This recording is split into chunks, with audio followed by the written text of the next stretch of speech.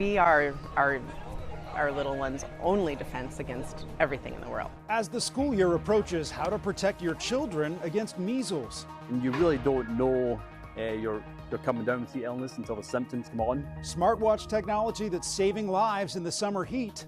And the fight against ALS in the decade since the Ice Bucket Challenge.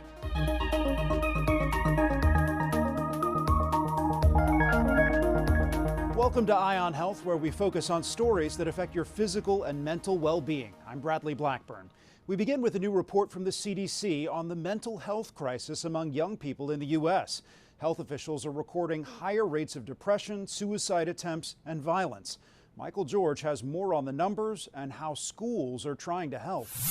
The CDC's Youth Risk Behavior Survey looks at the health behaviors and experiences of high school students from around the country over a decade. The crisis of mental health among young people is still very much part of their lives. But at the same time, we're seeing glimmers of hope. We're seeing some areas of where we've been very concerned, particularly for girls, for Black youth, where we're seeing improvements. Comparing data from 2021 and 2023, the report shows decreases in the percentage of girls who say they experienced depressive symptoms, as well as Black youth who attempted suicide in the past year. I think some of it is coming out of the pandemic and reconnecting young people to the sources of support in their communities and in their schools. And then some part of it is over the last couple of years, at the federal level, at the state level, at the local level, people have really come together to address this issue. But the report also highlights some concerning increases, including more teens experiencing high levels of violence in school. About 16% of girls and almost 20% of LGBTQ plus students said they didn't go to school in the last year because they were concerned about their safety either on the way to school or at school. That kind of level of feeling unsafe has to be having an impact on mental health and well-being. The CDC says its What Works in Schools program can help prevent some of these adolescent health risks by improving health education, connecting teens to services, and making environments safer and more supportive. Michael George, CBS News, New York. New research is pinpointing one major factor driving mental health issues for teens: the smartphone.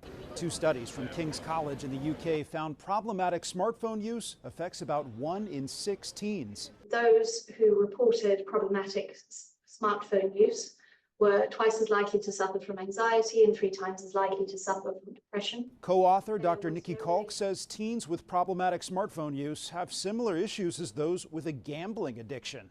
So the features it shares are a subject of loss of control over use, primacy of the smartphone in their lives, so that they're spending time on their smartphone in preference to other meaningful activities or sleep, that they continue doing this despite an awareness of the downsides, that they feel a real sense of dysphoria or distress if they can't be near their smartphone or use their smartphone, and are finding that they're spending increasing amounts of time on their smartphone to get the same reward. Dr. Kalk noted that problematic use isn't the same thing as too much screen time, though participants with high levels of screen time were more likely to have insomnia. Federal health officials are getting the word out that as kids head back to school, it's critical they get their routine vaccinations so they're protected against diseases like measles. The CDC tells us why the measles vaccine is so important. Parents like Erica Grand Prix want what's best for their kids. We are our little one's only defense against everything in the world, right? Introduction to everything good and protection against anything dangerous. So hearing about cases of measles in her home state of Minnesota is a concern. The talk about it, I've read it in the news over the last few years. Every time you're like, really? I thought this was gone. I thought this was something of the past. There have been more than 200 cases of measles reported in 27 jurisdictions this year, more than triple the number of cases reported last year.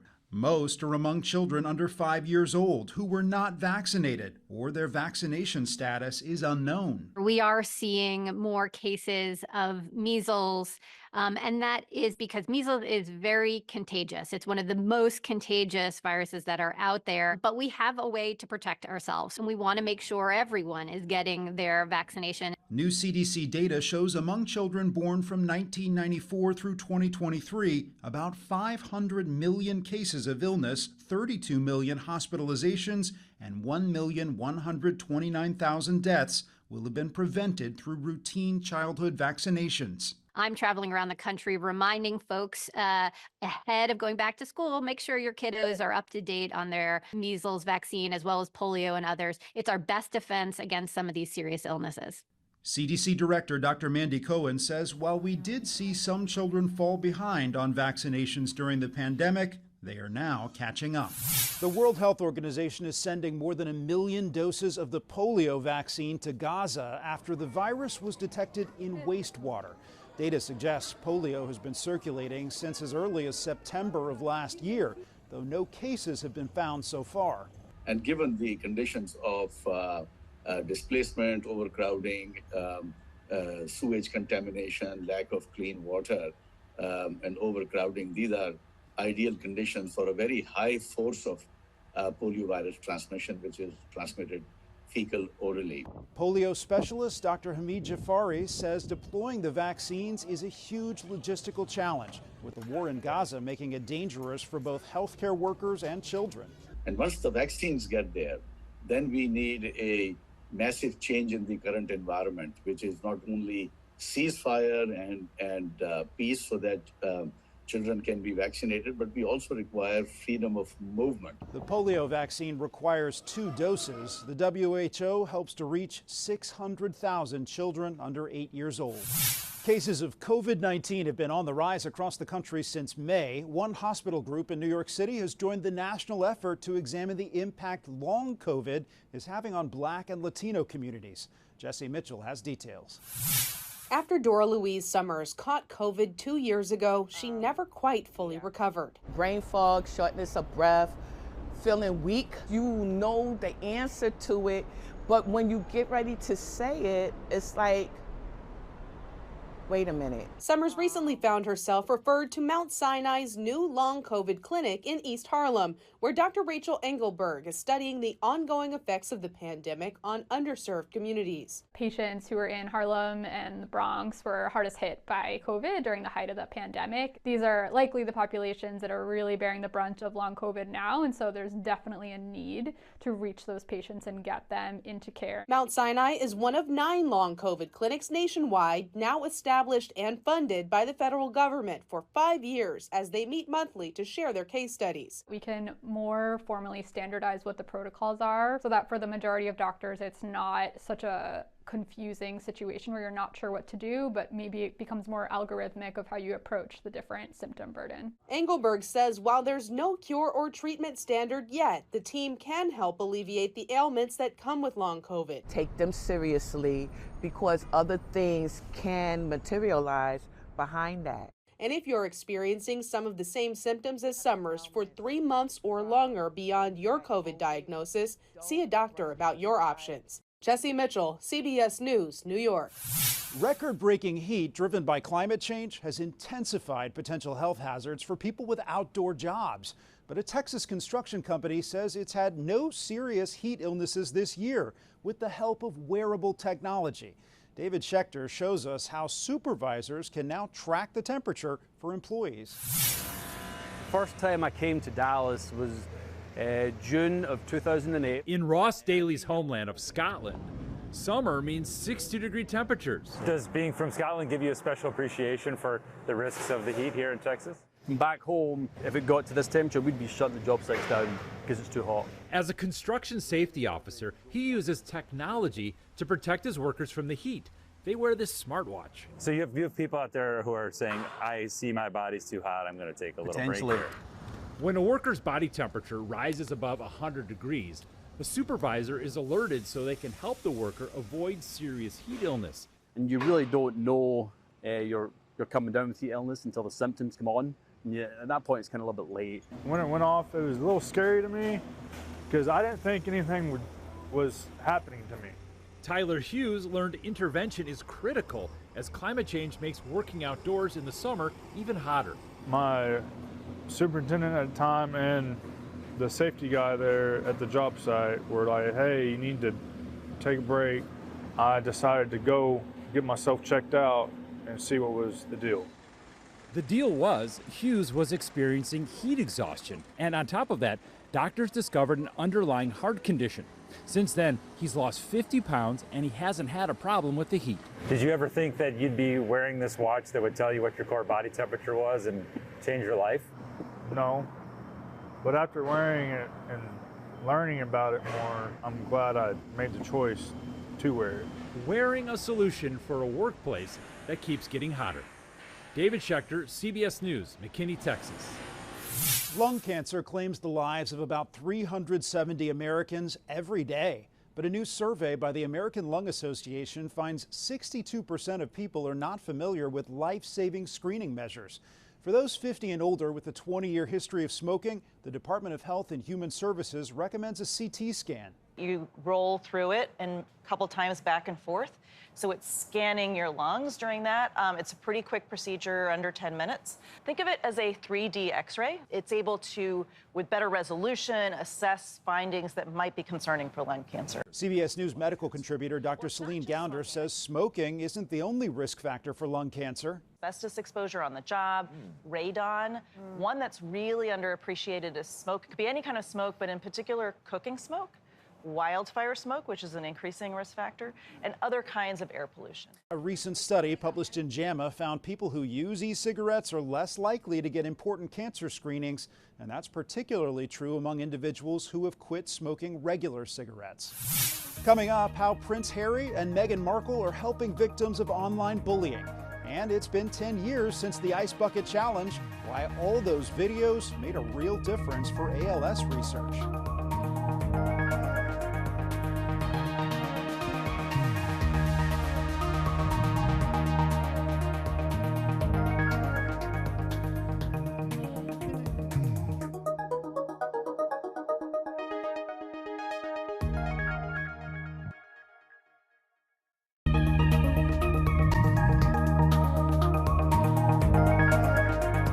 Welcome back. Prince Harry and Meghan, the Duke and Duchess of Sussex, have launched a new initiative to address dangers from online bullying.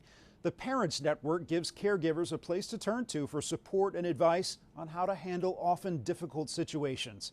The couple joined CBS Sunday Morning to discuss the initiative and the role parents have to play. And so as we can see what's happening in the online space, we know that there's a lot of work to be done there, and we're just happy to be able to be a part of change for good. That when your children ask for help, someone, is there to give it. If you know how to help. Thank you. At this point, we've got to the stage where almost every parent needs to be a first responder, and even the best first responders in the world wouldn't be able to tell the signs of possible suicide. That is the terrifying piece of this. The Parents Network was officially launched earlier this month in partnership with the couple's Archwell Foundation. Robot-assisted surgery is becoming more common in hospitals around the world. Southampton Children's Hospital in England is leading a trial with a device called the Versius surgical robotic system. The robot can move in almost any direction and has instruments small enough to perform complex operations. It's also undergone years of trials with adults and is now being used on children for the first time in the UK. 7-year-old Reese had an accident in a park that led to a kidney injury. When I first heard there's going to be a robot operated on him, I was like, hey? But then obviously when you find out more that it's a doctor operating the robot and everything like that, it's just, yeah, it's a lot more understandable. It just shows how advanced technology has come and how intricate they can get into places that aren't easy to in a normal operation. Dr. Ewan Brownlee uses a joystick to control the machine. Ultimately, my hope is that there can be more minimally invasive procedures for children, as you say, not just in the UK, but potentially around the world. The robotic-assisted technology should make it more straightforward to do these minimally invasive procedures, where sometimes open procedures would currently be carried out. Reese was discharged the day after his surgery and is expected to make a full recovery. The Ice Bucket Challenge is back this summer. The family of Peter Frates organized the event at Boston's Fenway Park 10 years after Frates, who had the neurodegenerative disease, created the fundraiser to find a cure. Frates died in 2019, 7 years after he was diagnosed. The family says the campaign helped raise more than $200 million and led to an additional $1 billion in research funding. He told his doctor that he would get the $1 billion. I laughed in his face because we're a modest family. How is this going to happen? But as Pete would say, we can have fun today, but the job isn't done, and let's get back to work tomorrow. We need to continue in his honor to get to his ultimate goal of a cure. For more on the current fight against ALS, we spoke with Dr. Mary Sederis, the medical director of the ALS Center at Hackensack Meridian Health. Dr. Sederis, we're talking a little bit about the Ice Bucket Challenge. Hard to believe that was 10 years ago. Correct. I was actually just out of fellowship at the time this started. You know, that was one of the original viral internet stunts, really. But in your line of work, and for your patients, this was not just a stunt, right? This had some lasting impact. It sure did. The money that was raised from the ALS Ice Bucket Challenge was tremendous and helped become the fuel, so to speak, for the research that was very much needed at that time. Often takes years to generate results that can then translate into an actual medication. And what that money did is that accelerated that process significantly. And we have, until now, we still see the effect of the money that was raised 10 years ago. Remind people out there what ALS is and how it's diagnosed and what the prognosis looks like for people who have it. Of course. So ALS falls under the umbrella of motor neuron disease. It's considered a degenerative disorder whereby something turns on a cell death process in the motor neurons that start in the brain and spinal cord. And the symptoms because of that is mostly weakness. And it usually starts in a part of the body, arm, leg, or face, muscles of swallowing or breathing or chewing. And then it progresses to other muscles in the body. We have no way to turn off that process or reverse it. Right now, we can slow it down to a certain extent. And in some cases, particularly the familial forms of ALS, we could turn off the gene that's causing or stop it from expressing the abnormal protein that causes the disease. How common is it? It varies. It's common in certain populations. There is a slight increased prevalence. For example, athletes, people with family history of other dementias tend to have a little bit more. Veterans tend to have a little higher prevalence of ALS. But it's pretty much 50-50 between male, female, almost equal. So 10 years after the original Ice Bucket Challenge, we're seeing a new round of this. More ice being dumped, hopefully more money being raised. What is your hope 10 years on? My hope is that we can offer a treatment to every ALS patient, whether they have a gene or not. And my hope is that that treatment can stop the disease from progressing at the very least. My other hope for patients is that every ALS patient can find a clinical site that offers the help that they very much need for them and their their families. And my last hope is for those who are unable to express themselves because the disease affects their communication skills, that they are able to find ways to communicate, perhaps maybe unconventionally, but find ways to communicate with their clinicians and their loved ones, even if the disease has affected them that much. And by the way, did you ever do the Ice Bucket Challenge? I was never challenged, but if I am, I will do it. There you go. You have another chance now. Yes. After the break, how patients are getting a breath of fresh air thanks to new techniques for deviated septum surgery, and how parental leave helps the entire family.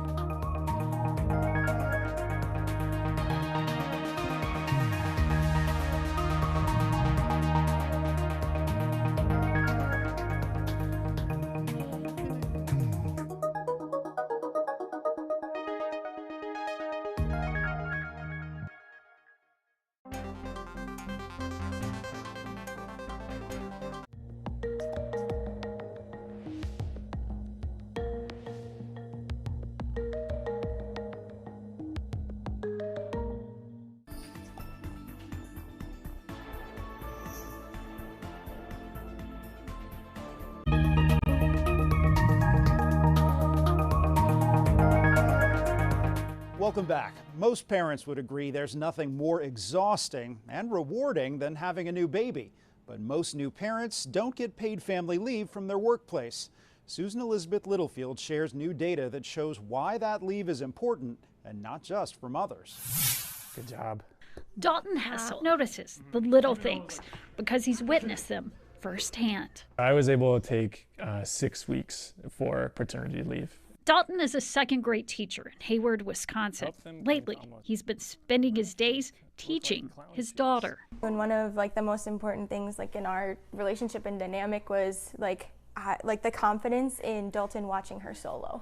And Dalton was fully capable and knew exactly how to take care of her, what her routine was. Claire Hessel works in HR, so she personally and professionally understands the benefits of both parents having paid leave. Having the paternity leave and the family leave together is what just creates that strong unit, and it furthers the communication that you're going to have from the beginning. And now there's data to back that up, as the Harvard Business Review explains. Kate Mangino, a gender expert, co-authored the piece. For a long time, no one bothered to research fathers' brains around childbirth and childbearing. You're just loving this thing today. That's changed. And the research shows what Dalton is doing isn't just good for his heart, it's good for his head. And we now have new data that shows that spending time with infants changes everyone's brain, no matter what your gender is. If you're a human being and you spend a lot of time with an infant, especially in the first 6 months, you bouncing? Our brains adapt and change. We become more empathetic. We become more patient. We become more suitable to be parents. Are you setting up a dynamic too for life where the workload is more shared? There is data that comes from both male and female perspective that a more equal marriage is oftentimes a happier marriage for everyone. Kate says research shows the more dads care give, the more they get. There's no great feeling than just seeing her smile. So they savor the time to strengthen their bond and strengthen Mia's chances to shoot for the stars. Susan Elizabeth Littlefield, CBS News, Minneapolis. Many people with deviated septums don't know they have one or realize how much it can impact their quality of life. But doctors say for the right patient, an hour-long operation can be life-changing. Dr. Malika Marshall explains. Part of the job of a firefighter is to sniff out danger, which was always a challenge for 41-year-old Cliff Silva. I will enter the building and say, well, I don't smell anything. And then everyone else comes in and they say, well, it's definitely here and we have to go find it. Little did he know he had a structural problem. I would take a deep breath and I would have one side of the nose and didn't really realize that that was wrong. 24-year-old Valerie Shaw's nostrils would collapse on both sides, making it hard to breathe and smell. My mom would always tell me that the scents in my car were too strong. Both Valerie and Cliff had deviated septums. Deviated septum surgery has been around for decades, but new improvements have made it a lot less painful and more effective. I think it's come the furthest of any surgery that I do in 10 years. Dr. Linda Lee is a facial plastic surgeon at Mass Eye and Ear. She says the key is selecting the right candidates. We understand who to operate on and who not to. We can't cure snoring, we can't cure allergies, so it's got to be a very distinct deviation in order to improve. Nostril breathing is important for smell and taste, sleep, exercise, mood, and possibly cardiovascular health. I know that not only is it a quality of life thing, but I truly know you are healthier now. Dr. Lee operated on both Cliff and Valerie, which they say was life-changing. I did this to live and breathe, and it made an unbelievable difference. It was like a whole new world. I was like, I really couldn't breathe out of my nose before this.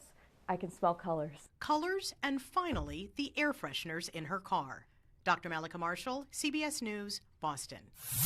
That's this week's Eye on Health. I'm Bradley Blackburn. Thanks for joining us, and be well.